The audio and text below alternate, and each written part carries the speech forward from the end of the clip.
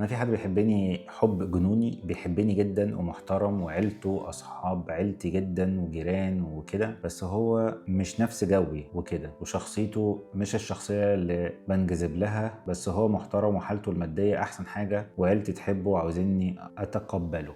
مش مناسب، لا. ما دام الشخص انت مش منجذبه ليه يبقى خلاص مش مناسب.